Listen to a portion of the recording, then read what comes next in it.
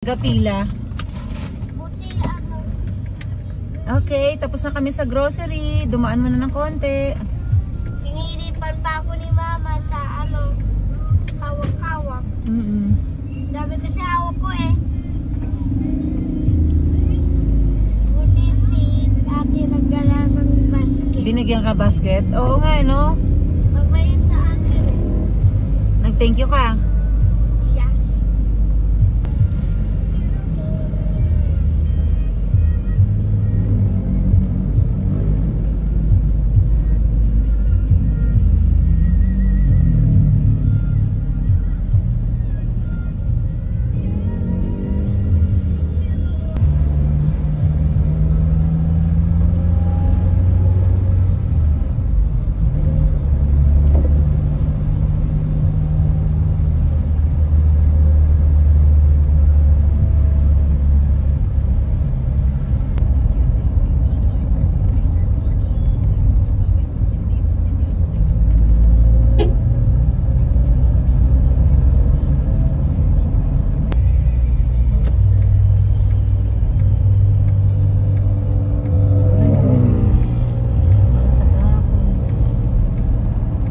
Ganyan din ang kahapon.